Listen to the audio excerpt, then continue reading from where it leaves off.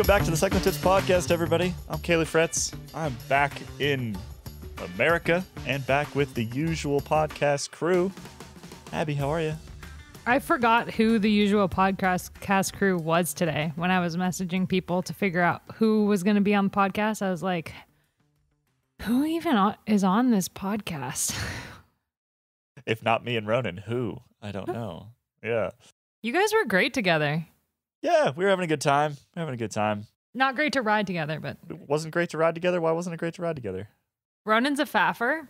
He can't defend himself, so I can say it. He faffs. He is a faffer. He faffs more than Shoddy Everett, which is quite an accomplishment. I'm not going to lie. That's like worth a trophy, really. What kind of faffing are we talking about here? At one point, we were riding, and I turned around, and Ronan had his shoe off. Oh. Yeah, this sounds true to character. Oh, yeah, that ride. I forgot about that. Yeah. Yeah. We had some lovely rides over there.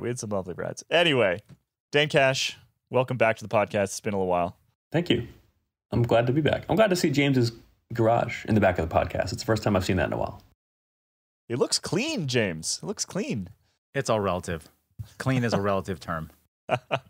And James back on the podcast for the first time in a month. Obviously, our Tour de France dailies have wrapped up. I was going to say, I've been sitting here confused. I mean, I've been showing up at our Google link every week at the regular time. Like, kind of just wondering where the hell everyone's been for the last month. Like, has there been something going on that I don't know about?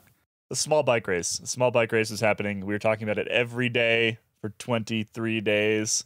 I hope everybody enjoyed our tour dailies. The listen rates were quite high. I was very pleased. Always good to see that. Pulled in more people than even last year. So they're fun to make. The Tour de France is always the big show. Even when it's not the best bike race, I think it's still the best bike race because it's just so massive.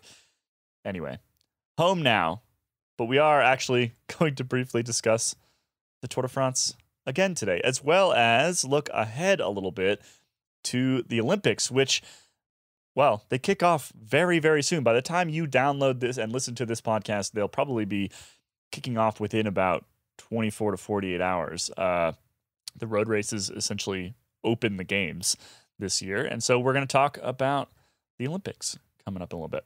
But before we do, Abby, what are we learning about Continental this week?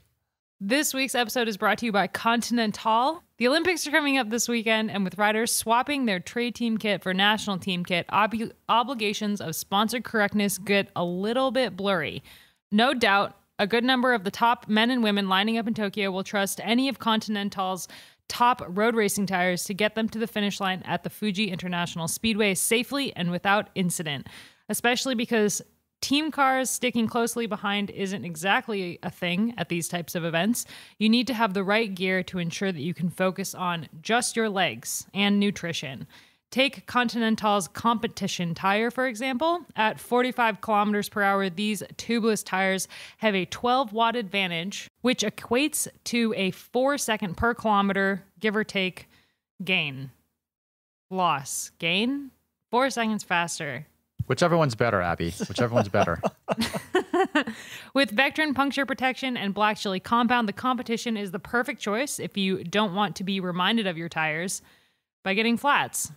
Thank you to Continental for supporting this episode, and we'll announce the winners of our Tour de France competition soon. So you're saying I still have a chance to win? Yes. No. The competition's closed. Did you submit?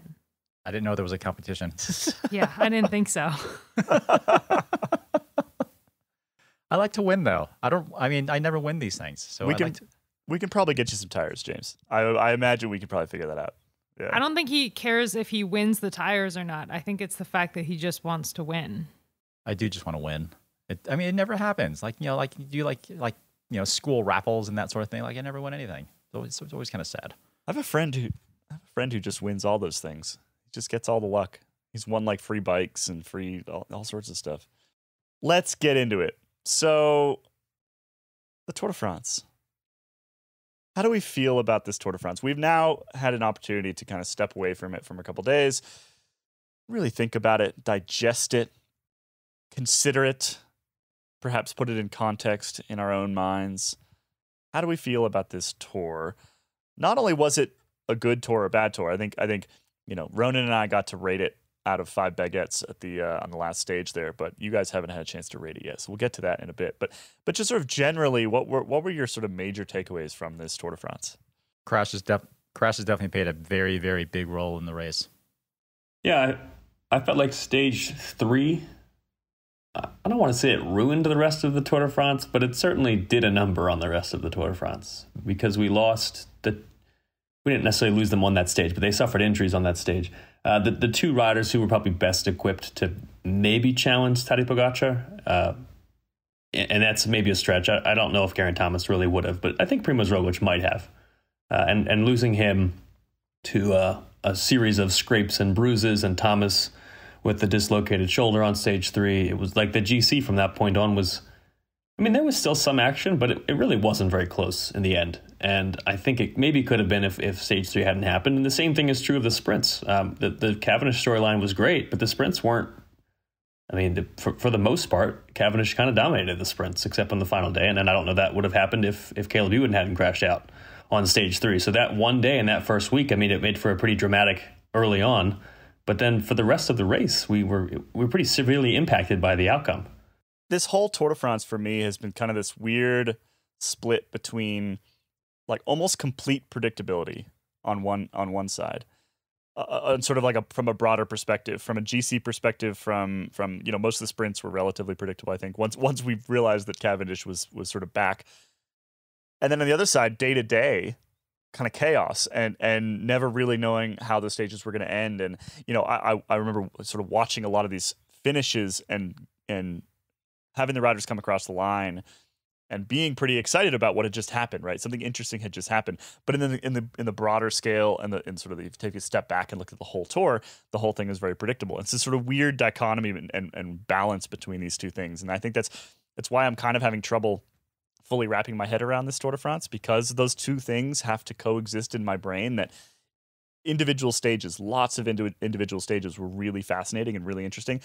Largely, I think, because the GC picture was sorted on stage 8, right? And you had a team defending that GC picture that just didn't really care whether massive groups of riders would go up the road, whether a polka dot battle would happen, whether whatever else would happen. You didn't have an Ineos sort of clamping down on the race for the next 2 weeks, making sure that Pogacar won. They were confident enough in his ability to do so that the remaining 2 weeks of that race were pretty fascinating, I think. I feel like the problem was that, yes, every single stage was pretty exciting to watch. I mean, a lot of the stages, take, for example, stage 19, it was chaos from the gun. Like, everything was just insanity. The amount of different moves that went, the composition of each of those breaks, the race went on the entire day. A lot of the stages were basically one-day races within a stage race, but the next day the race kept going and everything reset, and you forgot what happened the day before. And that's kind of the nature of a stage race. If you're kind of hunting stage wins and stuff, a bunch of the stages were won by a bunch of the same guys. That also makes it like a little bit less exciting, I feel. But the problem with the stages all being exciting, as I was saying, is that it all resets the next day. And when it resets, the only thing you're thinking is about the general classification, which was boring AF. Yeah, there was no broader narrative this Tour de France. And that's what I keep coming back to. And I think that's the reason why I gave it 2 baguettes out of 5 the other day. Like, the broader narratives didn't really exist. There were tons of little tiny narratives throughout the 3 weeks. Again, great stage wins. Wout van Aert being incredible. I mean, a sprint stage, a TT stage, and a Mont Ventoux stage.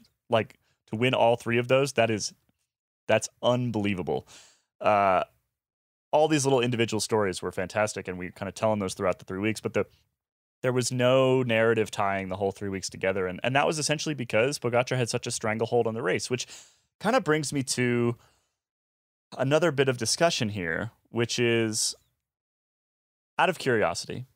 So our top 3, Tadej Pogacar, Jonas Vingegaard, and Richard Carapaz. Where do you put Vingegaard and Carapaz on your initial GC. So if we're taking ourselves back to before this race started, before the Tour de France started, where do you put, in particular, Carapaz in terms of time behind Tadej Pogacar? Because I think that illustrates this question of dominance and how dominant Tadej Pogacar actually was, right? Because, yes, he won by a lot. He won by, 6 and a bit minutes.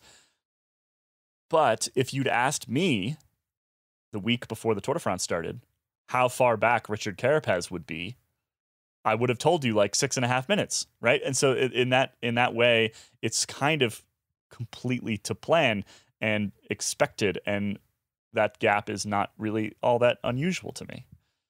Yeah, I think that's a really good point. I think Carapaz going in seemed like the 4th or 5th favorite, but there was a very clear shelf where it was Pogacar, Roglic, and maybe Thomas, but then really nobody else seemed capable of beating that top 3 unless they all crashed out. And since they didn't all crash out, since only 2 of them did, I don't think it's all that surprising. I'm reminded of the 2014 Tour, in which Vincenzo Nibali ended up taking the win after both Chris Froome and Alberto Contador crashed out of the race. And that year, the situation was extremely similar. Nibali won by 7.5 minutes. I mean, you think Pogacar's win was dominant. That was a 5-minute, 20-second win. Nibali won by almost 8 minutes over Jean-Christophe Perrault, and Thibaut Pinot was more than 8 minutes down in third. So that was a crushing victory for Vincenzo Nibali. But again, I mean, there's no Contador, there's no Froome. So when you lose, the top 2 potential contenders that could have taken on the eventual winner, it seems like the dominance it's exaggerated a little bit. It's 100% exaggerated. Yeah, and I think that the dominance led to obviously lots of sort of questions in the press and accusations of motor doping and all sorts of other things, which were floating around the media in the last week of the race. And there's lots of just sort of discussion within the press room of these things. And, the general sense that I got that, and keep in mind here that cycling reporters are a pretty cynical bunch. But the general impression that I got was that most of these things that kept popping up, Pogacar's got a motor in his bike or somebody else has a motor in their bike. People kept pointing at Cavendish too because his chain was falling off. Maybe we can get into that a bit later. Yeah, the general sense I was getting from colleagues in the press room was just that nobody really believes this stuff. And they also, within the context of the Tour de France as a whole and the history of the Tour and previous champions, Pogacar does not feel that unusual or that dominant relative to other riders who have felt dominant in the past, right? He doesn't even feel that unusual compared to a Chris Froome. You go back and you look at I think I mentioned this in a previous episode, but Bernard Hinault won his first Tour by 4 minutes and his second Tour by 13 something or 14 something. His third Tour by 16 minutes. He kept beating Joop Zoetemelk by, again, 13, 14, 15 minutes. That is dominance, right? That is absolute dominance. It's not really what we saw from Pogacar this race. I think once you place it in the context of a lack of other contenders being there, no Egan Bernal, Roglic crashing, Thomas crashing, I think the general consensus anyway within the press room, and I think I agree with this, is that yes, he's an exceptional talent. Yes, this is potentially the beginning of a bit of a dynasty, right? I think we could see him win quite a few more, but he is not the sort of just completely outside the norm, exceptional GC talent that some were initially painting him as. He just does not appear to be that. He's not 5% better than everybody. He's 1% better than everybody, and that's how you win the Tour de France, is by being 1% better than everybody. So not that unusual. I'd really like to see Egan Bernal take him on next year, and a healthy Egan Bernal, and we'll see if that actually happens because his back continues to bother him. But I think if we see Bernal versus Pogacar, it could go quite differently. And if we see Roglic, Roglic is starting to get up there. He's already starting to get up there by the time he kind of made it. But I think next year, if we see all of those riders actually in the race and not badly injured and covered in bandages or having back problems, then we could get a more entertaining race, first and foremost. And second of all, a little bit better idea of Pogacar's abilities. Because even last year, last year was really quite a close race with Roglic in it, and we still didn't have Bernal really in the fight last year because of his back issues. So I think last year is a good example of how when everybody's there, things can be a lot more entertaining. Clearly, Clearly, Ineos going in with a fork backfired on them quite a bit. You think that people would learn from watching Movistar over the years to maybe just pick one dude? I don't know how did it backfire, though? Like, it wasn't like them having a fork made it so that Geraint Thomas dislocated his shoulder, right? Like, if they didn't have a fork, they probably wouldn't have anybody on the podium. So at least they did something. That whole Ineos fork thing reminded me of the time my wife and I made the mistake of buying a whole bunch of forks from IKEA because they were really cheap. It seemed like a really good idea. And the forks were terrible because the forks were really dull and you couldn't actually stab anything with them. And as soon as I started seeing how the whole Ineos fork was imploding, that was the first thing I thought of. It's an IKEA fork. It's an IKEA fork. Yep. But very expensive. A very expensive IKEA fork. I mean, Ronan and I said this in the sort of wrap up episode from the Champs on Sunday. That I mean, for me, they were the failure of the tour, right? I mean, if you compare, particularly if you bring like budget into the equation, if you compare budget to output, just I mean, an abject failure at this Tour de France. No question in my mind. And a lot of it was just bad luck, right? And that always is the case, or often is the case in cycling. But, you know, Jumbo-Visma had their fair share of bad luck and came out with some pretty exceptional results regardless. Ineos seemed to revert to form, going back to their old silly riding on the front ways, and it got them absolutely nothing. So, yeah, just a disappointing 3 weeks from them. I think it would have been a better fight if the riders in second and third, Vingegaard and Carapaz, hadn't been riders for whom a Tour podium would have meant so much. If it had been Geraint Thomas up there, I think Thomas might have maybe been a little bit more aggressive just because he's been on the Tour podium before. He doesn't, I mean, that's not something that means quite as much to him at this point in his career. But if you're Richard Carapaz, this has not happened in his career yet. A Tour podium means a lot. If you're Jonas Vingegaard, I mean, nothing even close to this has happened before. So a runner-up at the Tour is great. And I think because of that, we saw pretty early on both riders kind of settling for the podium and focusing on the podium rather than going all in for big attacks. We keep learning new and interesting things about Jonas Vingegaard, too. I think it was Johnny Long over at Cycling Weekly dug this one up, that his aunt was a contestant on the Danish version of the Great British Baking Show and is like a household name in Denmark, which is fantastic. My wife, who is a massive fan of the British Bake Off, was very, very pleased to hear that. It's like one of the best shows ever. So yeah, and he's got the whole, started off in a fish market thing, which apparently Michael Valgren worked in the same fish market in the same job at some point. Yeah, just interesting backstory on that guy, and I think that sort of the more we find out about him, the more we're going to get these little nuggets. I don't want to harp too much on just sort of like, was it a good tour? We've talked about this over and over and over again. We were kind of talking about it throughout the Tour de France, but a couple other sort of just little storylines I want to dig into here. How far do we think Jonas Vingegaard can go? Is he back next year as a Tour contender, or is he given a role at the Giro? Because we're talking about a team that is just already chock full of pretty incredible riders. Sepp Kuss, when we talked to him on the second rest day right after his stage win, he mentioned the fact that he'd be pretty interested in giving GC a go at some point. So you add another one to that list. What do we think? What do we think about? I mean, he's second at the Tour de France this year. Like that's an incredible thing, particularly for somebody who came out of nowhere. We talked about him. He didn't actually come out of nowhere. He came out of nowhere at the Tour de France. He'd never previously done anything at the Tour de France. He never raced it. But where can he go? What do we think? Is he a GC contender for the future, or was this kind of a one-off because essentially most of the big names weren't there? I think he's definitely a rider that can continue to thrive at this race in the future. I think the Jumbo-Visma team, Steven Kruijswijk is kind of on the down slope. Tom Dumoulin, I'm assuming, is not going to be leading the Tour de France team anytime soon. I think it's mostly Roglic at this point that Vingegaard would be kind of vying for positions with, and I wouldn't be surprised if Jumbo-Visma in the future said we can go in with two guys. And Vingegaard showed at this race, I mean, that he was the lone rider. He was the only person in this race at any point in like 3 weeks who put Tadej Pogačar in the rearview mirror in the mountains. And it didn't last. He didn't actually get any time on the day, but he did do it. It did happen. And he can time trial. And he's a great time trialist. he's got the whole package. I mean, he was third in both time trials in this race, and so I think they're not gonna. I don't think Jumbo-Visma is going to just kind of put him. They're not going to put him back in the bag.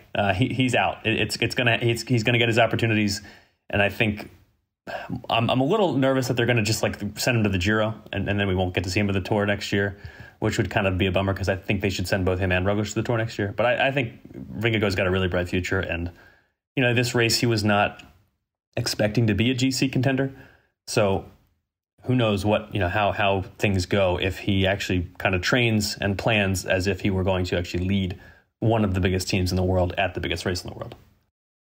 Yeah, and to sort of return to Sepp, I do think that if Sepp actually wants that opportunity, he probably has to go elsewhere, right? Sepp, he's not a particularly good time trial, so it's hard to build a real GC team around him. I think he probably has to kind of pick and choose shorter stage races in the near term, and maybe he gets some opportunities like that at Jumbo. But yeah, we'll see whether he actually wants to go do the GC thing or if he's just pretty content snagging stage wins. I mean, he's the kind of rider who could take a Tour de France stage every year for the next 5 years if he just keeps at it, right? And maybe that's enough. Maybe that's all that he really wants. But if you're looking at that Jumbo team now, particularly with Vingegaard there, I don't see a whole lot of room for him at the big major Grand Tour races. And he's admitted that he just doesn't have the consistency just yet to really make that work. I think we were expecting to see him get a chance at this year's Vuelta, and I think he's still going to race it. But now that Primož Roglic is kind of reshuffling his priorities this year, I'm a little nervous that Sepp's not really going to get his opportunity that we were expecting him to get at the Vuelta, because Primož Roglic is pretty good and has won that race twice in a row. Well, since we're talking about Jumbo-Visma already, Wout van Aert, is he the new Eddie Merckx? Because this is the new Eddie Merckx is thrown around all the time, right? It feels like every single time we have some incredible new rider, they're the new Eddie Merckx, in particular if they're Belgian. But this is the first time we've seen anything quite like this. This is the first time we've seen somebody win a time trial stage, a Mont Ventoux stage, which granted the scenario in that was slightly unique in that it was not finishing at the top and there was this big breakaway, but still he dropped Alaphilippe, he dropped lots of riders who in theory should climb better than him, and then he won a sprint stage, won on the Champs-Élysées. He has no right to do that. Nobody has any right to win on Ventoux and the Champs-Élysées in the same Tour de France. What is this guy? He's certainly the most versatile rider that I've ever, that's been in the sport since I started following it. If you look back at the riders who are in similar kind of stratosphere and versatility, Alejandro Valverde, I think, was the chief of the versatility for a while. I mean, he was the guy who could do it all in a way that could at least net him a win here and there. He was the climbing part of the triangle of the time trialing and sprint triangle. It was his best, but he could put up a really good time trial in a Grand Tour, and he could win a reduced sprint. But nobody even came really close to winning an actual bunch kick over Mark Cavendish on the Champs-Élysées, and winning a time trial, and winning a Mont Ventoux stage. So he's like pretty far beyond the versatility of even the most versatile riders in recent years. He's kind of what I think Michał Kwiatkowski thought it seemed like he might end up being in his early years, because Kwiatkowski can do all three things, but Kwiatkowski could never sprint quite this well. He can never time trial quite this well. I don't think we've seen anything like this in at least a generation, if not more than a generation. Well, and we didn't really get to see whether Mathieu van der Poel would be able to do the exact same thing because he pulled out of the race, right? So we've got two of them right now who are potentially like that, right? I just like how they keep going back and forth, right? They keep one-upping each other. one of them will do something ridiculous and the other one will do something ridiculous. Van der Poel takes the yellow jersey for a while. Van Aert is like, okay, I'll go win 3 stages of the Tour that have no resemblance to each other. It's what a time to be a bicycle fan, right? With two guys like this, just cruising through the peloton. It's pretty amazing. I just have trouble wrapping my head around it because for decades now we've been talking about the specialization of the pro peloton, and we weren't just making that up. It's very, very true that the pro peloton has gotten more specialized over the years. Although it kind of feels like it's going the opposite direction right now. We've got a bunch of riders who are starting to do this more versatile type of, the ability to win lots of different types of races, and more now than we've had any time in recent decades. And I don't know, maybe it's the start of a trend. Maybe it's just these unique talents. It's really hard to tell, because I can't imagine, it's very rare for sports to go the opposite direction, to sort of like unspecialize basically. But maybe that's exactly what we're seeing. It's really cool that we've seen Pogacar and Roglic both doing some one-day racing. Egan Bernal as well, he'll race the Italian classics. And so there was a really long period where Liège and Lombardia were not won necessarily by Tour de France guys, mostly because Chris Froome just wouldn't race them. And he won so many Tours de France. But the Liège, the last 2 years, have now been won by Roglic and Pogacar. And Lombardia, I think, could be won by Egan Bernal someday. So there really appears to be an interest, a much stronger interest now in one-day races for the Grand Tour guys, which I think is really cool.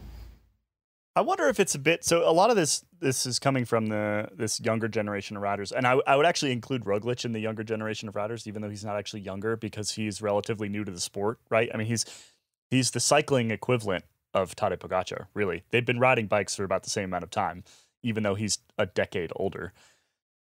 But this it does seem to be coming from the younger generation. I wonder if it is a bit of a rejection of the champions that came before them. Is it a rejection of the way that Froome rode, and that to some extent, well, Wiggins did Roubaix and things like that afterward, but the way that Froome rode, to some extent, even the way that, Armstrong rode. Armstrong didn't do a lot of races that were outside the Tour de France, and he was one of the first to really kind of narrow his program down and stop looking at anything outside of 3 weeks in July. And I wonder whether this is a rejection of that, whether this is, young, very talented riders looking at the last 20 years and saying, we want to reject basically everything about these 2-3 decades, including the fact that you can only do these particular events. I hope so. I think that would be great if we started seeing, the biggest champions in cycling doing all sorts of different races. I'm not entirely confident. And in the run up to this Tour de France, obviously we had Tadej Pogacar and Primož Roglic doing basically zero racing, but historically they've been willing to put their hat in the ring for all sorts of different races over the last couple of years. So maybe that's what it is. It's just a theory. I almost wonder if it's more a matter of almost just like boredom, so to speak, because to have that sort of dedication required to be that hyper specialized would not be super fun.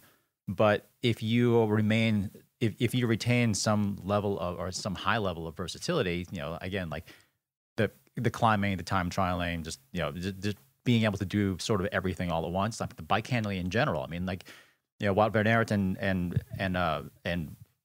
der Poel, I mean, we all know that they are, huge cyclocross stars too. But the general impression that I get is that they both just enjoy riding bikes. We've seen a lot of people who were super high level bike racers who, when they retired, they basically just seemingly stopped riding bikes. And I don't really get the impression that these two will do that. Yeah, I think Pidcock is probably in the same category. I mean, you've got Tom Pidcock was racing cross-country World Cups like during the Tour, right? And doing well. And doing really well. And Van der Poel's racing cross-country World Cups all spring. And yeah, it just seems to be a very different mindset in this latest generation than in any generation prior. And frankly, it's a really good thing for bike fans because we get to watch them more often. We don't just get to watch them for 3 weeks in July, which I think is great. Well, I think we've kind of talked Tour enough here. There's sort of an infinite number of things you can talk about from the Tour de France. There's so many little storylines and things like that. But before we move on to chatting about the Olympics, we need to rate this Tour de France. Ronan's already rated it, gave it 3 baguettes out of 5. Generous. I gave it 2. Again, because of this sort of weird dichotomy between daily excitement and a lack of overall 3-week narrative. Dane, what are you giving it? I'm going to agree with you, and not just because you're my boss. It's a 2 baguette Tour de France for me. Explain yourself. Same reasons. I think the GC battle, without the entertainment that Mark Cavendish's quest, just quest back to winning, period, and then winning green and winning 34, that bumped it up maybe from a 1. And also by Van Aert, I think Van Aert really helped out in that department. He kept things interesting every day, and I thought his win on the Champs-Élysées for me, yeah, it really made the tour a lot better. Which is to say that I probably would have given it a 1 without that. The breakaways are great. I was really bummed by the King of the Mountains competition. We talked about this on this podcast extensively and on Twitter and everywhere else. But there were a lot of days where the KOM battle was really entertaining, and then like at the very end, it didn't matter because for only the second time in only the third time in like a decade, I think, maybe even more. It was like the third time in like 20 years.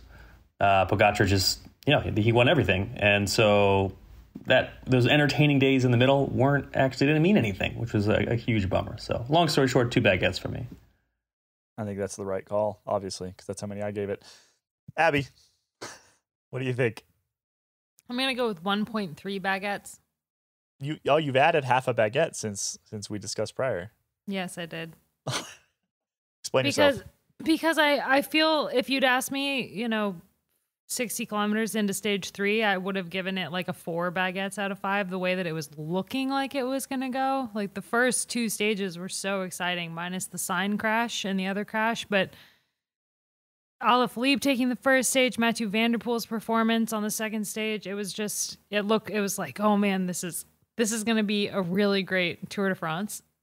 And then I felt like with the crashes that happened on the first 2 days and then the third day, the crashes really set the tone for the entire race. And it was hard to bounce back after that. I was really, really disappointed in how the race handled that, how Christian Prudhomme handled that, how the UCI handled that, how the whole thing was handled with all of the crashing. And I just wasn't impressed. And so I think that in and of itself kind of made the race not as many baguettes as I would like to give it. That being said, I bumped it up half a baguette because, Kaylee, you made a good point. Every single day was really exciting to watch. Every single stage was super exciting to watch. So, which isn't always the case. Which is not always the case. So it was, and there was some weird stuff too. That was just like, what? Why is Ineos riding the front? What are they doing? That I feel like it is a Tour de France that we will be trying to, as Kaylee said, wrap our heads around for quite a long time, I feel like. And for that, I've given it half a baguette more. But overall, honestly, I walked away from the tour like really tired, and not tired of working because it's exhausting working during the Tour de France, but just tired of just something about the race was just like, ugh.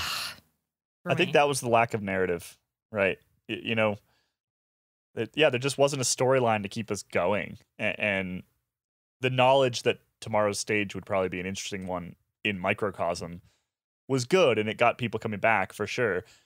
But there was no tension throughout the whole race. There's just little bits of tension inside stages. Every stage was exciting, but the Tour de France is a fight for the yellow jersey. That's the entire exactly. point of the race. Exactly, and it was really clear where that was going to go quite early. So, yeah, James, do you want to rate it? Were you watching?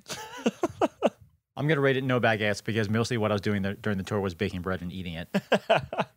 You ate all of the baguettes that you would ate all the baguettes. All the baguettes are gone. Well, there you have it. So I think on average here, we're somewhere around a 2 out of 5 baguettes, which seems right. Today's tour recap was brought to you by Forefront Corp. Forefront Corp is a tech consulting firm focused on providing Salesforce platform solutions for high-tech manufacturing and life sciences. With over 25 years of experience and implementations in more than 70 countries, working with Forefront will put you in the yellow jersey for your Salesforce project and keep you # at the forefront beyond the Champs-Elysees. Forefront, headquartered in New Jersey, is seeking new talent to join their team. If you are driven to stay ahead in the breakaway, check out forefrontcorp.com/TDF. Find out more and apply today. That is forefrontcorp.com/TDF. FORE, frontcorp.com/TDF. As a side note, some of our Velo Club members are working over at Forefront, and it seems like a great place to work.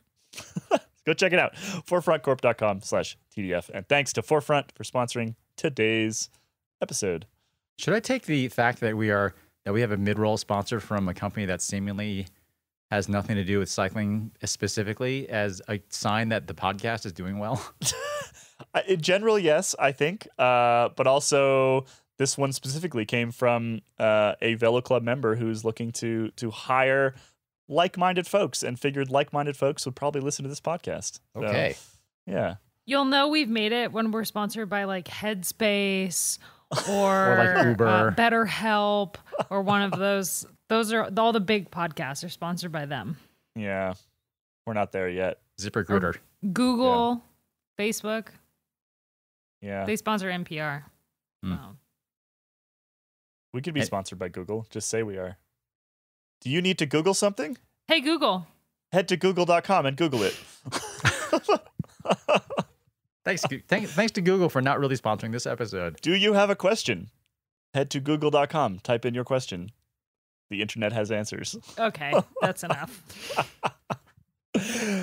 All right, let's get into the Olympics. So it is currently Thursday at about 10 o'clock in the morning here in Colorado.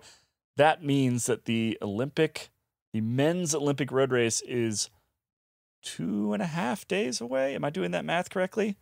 It's less than less that. than that. It's like 1.5 days away. One and a half days away. Yeah. It's real soon. So hopefully you listen to this episode before the race actually happens. What do we need to know? What should we start with, the men's race or the women's race? The men's race is first chronologically, right? I think we'll start there. So what the courses of the two are very slightly different. Very slightly different. They're different. One is really hard, one is less. For reasons unknown. Anyway, a bunch of the real contenders for the Olympic road race, particularly only on the men's side, just came from the Tour de France. A lot of riders were flying out of Paris literally on Sunday night. The race ends quite late on the Champs-Elysees on Sunday, and around like 6 or 7 o'clock, and they were literally on flights at like 9 or 10, changing, getting on a plane, flying to Tokyo. Those riders are all now on the ground. We've been seeing lots of Instagram posts and things like that of Mount Fuji. A fair number of riders also left a bit early. We saw Van der Poel leave early. We saw Mike Woods leave early. Riders are clearly taking, obviously, the Olympic road race very, very seriously. But let's start with a route preview, Dane. What are we looking at for this Olympic road race this year? And maybe kind of put it in context with Rio, which was a really hard Olympic road race. But this one's kind of hard in a slightly different way. So compared to Rio, I mean, both courses are pretty climber friendly. Rio was a bit more of there was a sort of a race of two halves. There were some punchy climbs early on, and then a harder but still punchy climb that they did 3 times towards the end. The Tokyo road race, this is very hard, similarly quite hard. Longer climbs, just grueling, tougher climbs. So the race is 234K, so it's not short. And there's sort of a long climb, the Doshi Road climb. It's the first big thing they're going to do. There's the short and steep Kagosaka Pass, which comes after that. And then they're going to go partway up Mount Fuji, which is a pretty big mountain. And that's going to be a pretty hard climb. And that's just going to differentiate from Rio. I mean, the climbs in Rio, they got up to 500 meters. And of course, they're starting from basically zero.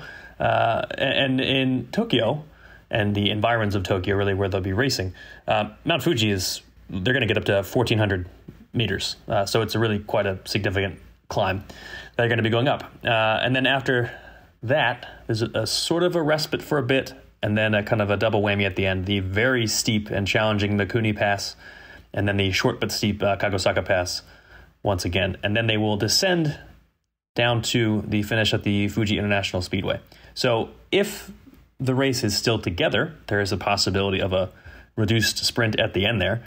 But for things to stay together, that means that people are going to have to stick together over, like I said, the Mikuni Pass, which is tough. It's 6.5K with an average in the double digits. So that's not something that tends to be very kind to a bunch kick. So hard race, and I think a race that's a little more suited to kind of long haul climbers, I guess, than the Rio race was, where there were some punchy climbs and it allowed a rider. I mean, we did have Vincenzo Nibali and Rafael Majka, really good long haul climbers.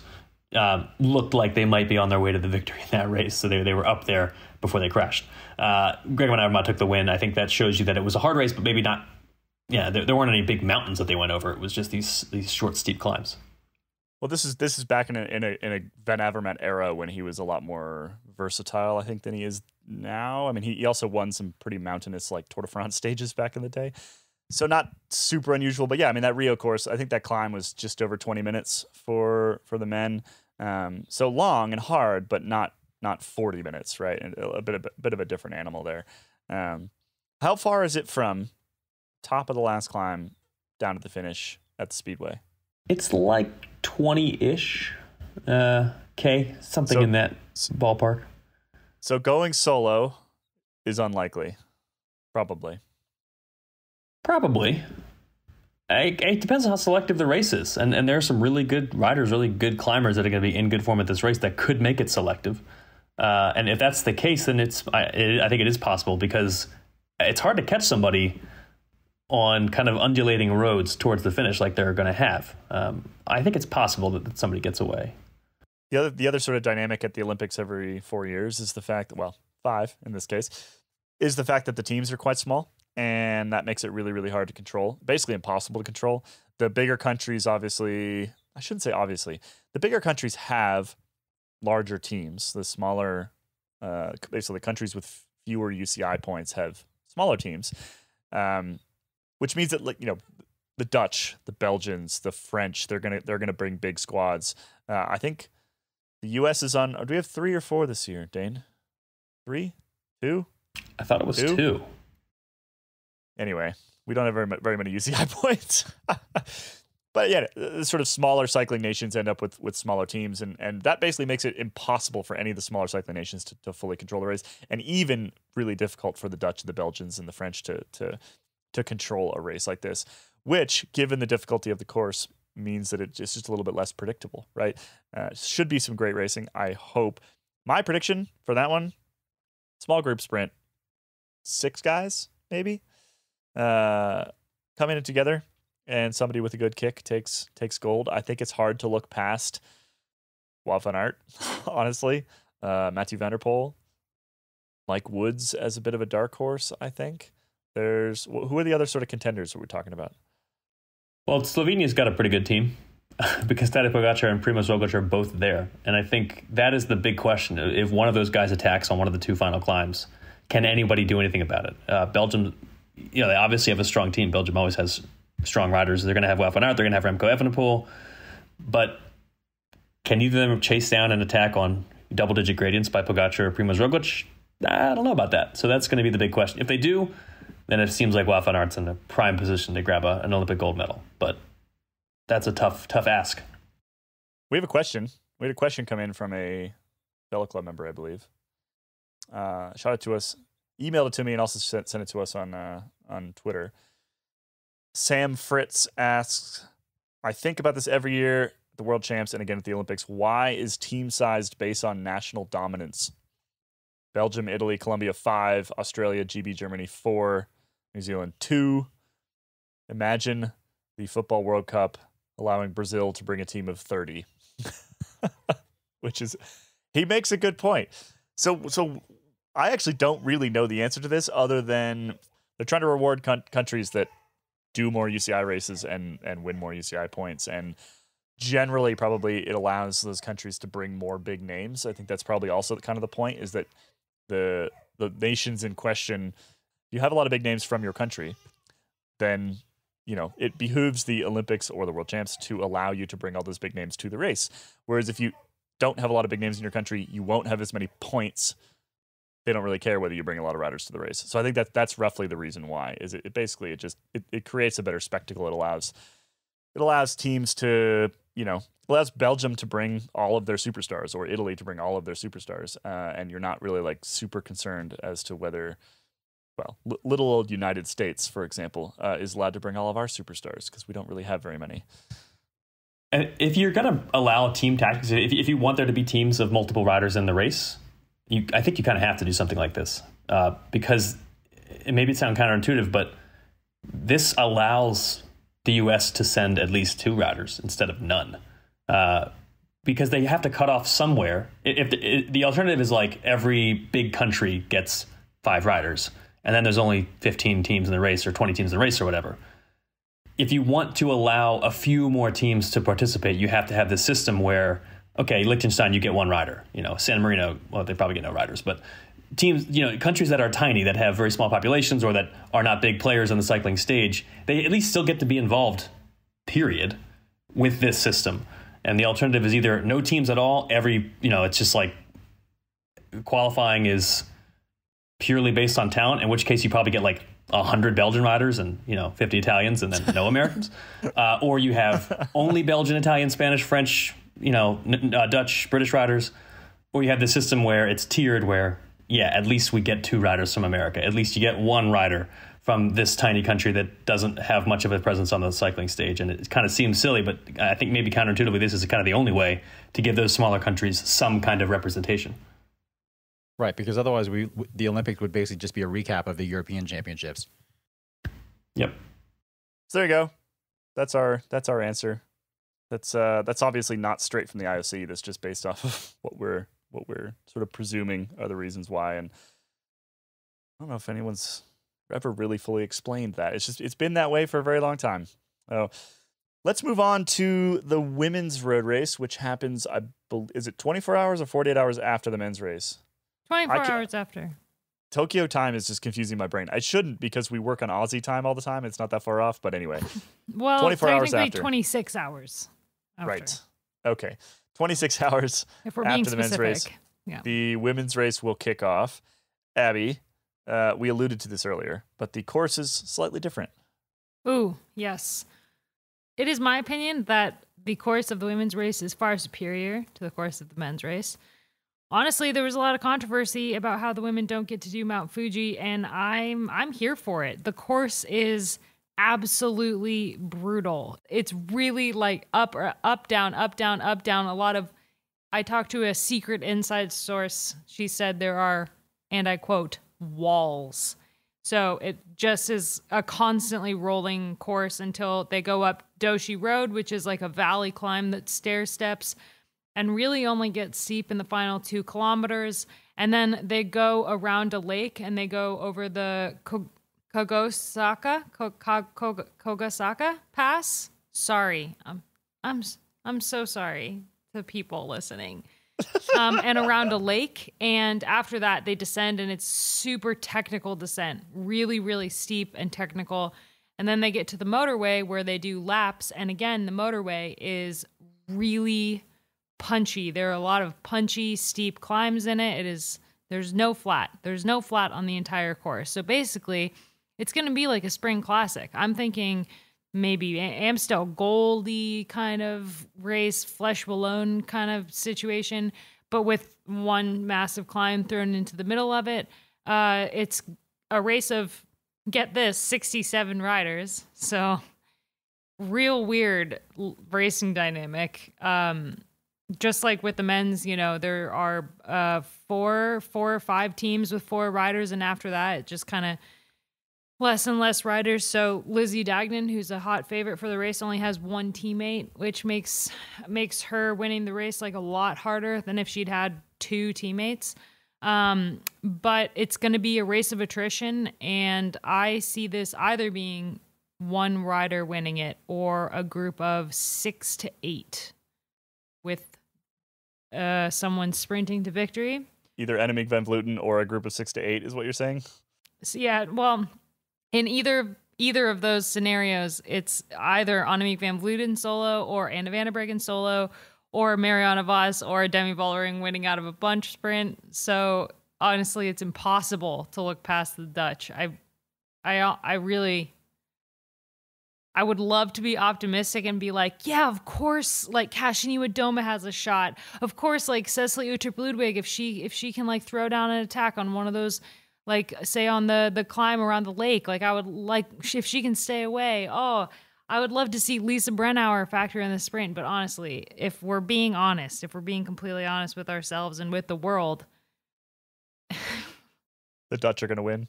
the Dutch are going to win this race. It's a matter of which one of them. Exactly. Well, you've put your stake in the sand there, Abby. I mean, they have 4 different riders but literally they have 2 riders for any possible race scenario. And the argument that their downfall will be that they're all winners doesn't really work, because that's how they race every single world championships, and they win more world championships than they lose. So, in fact, they went 1-2 in the last world championships, didn't they? So there you have it. And these, for our North American listeners, or anybody in these sort of American time zones, North or South America, the races are quite late.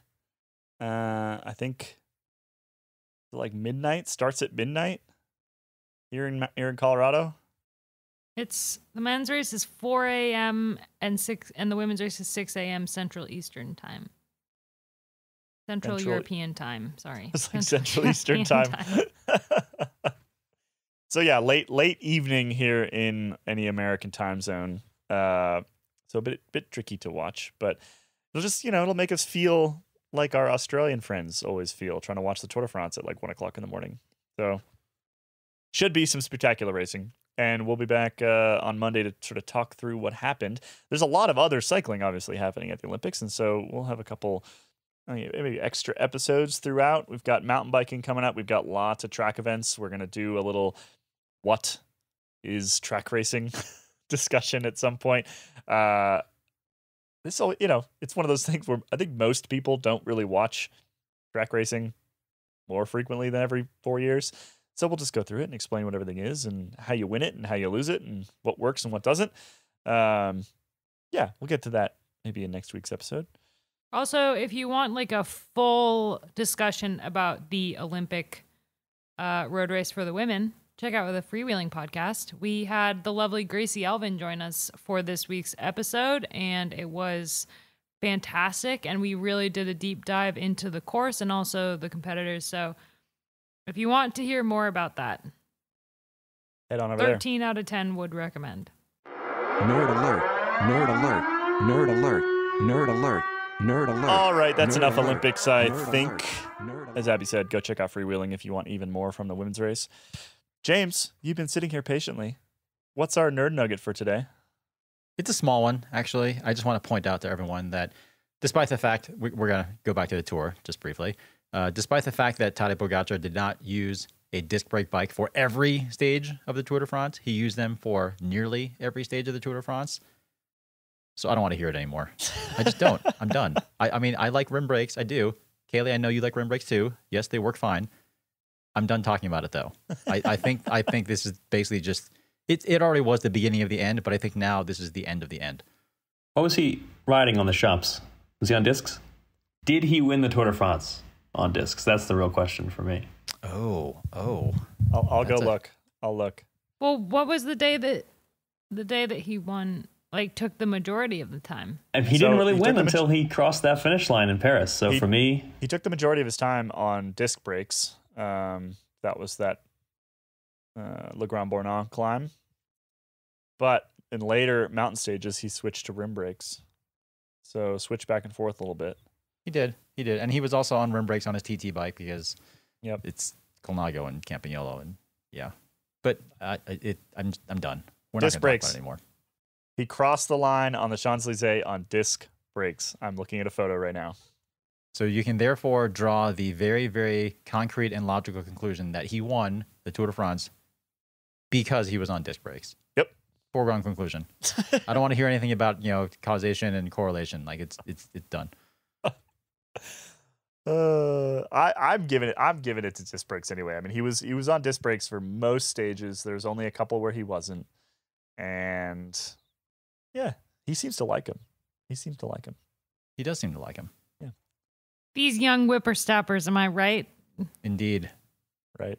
All right. So there you go. The Tour de France has officially been won on disc brakes for the first time, we should say. That's why we're bringing it up, because it has never happened before. Even though discs have been floating around the peloton for close to a decade now, This is the first time they've won the Tour. Mostly because Ineos hates them. And they've won most of the Tours in recent memory. All right. That's it from us today.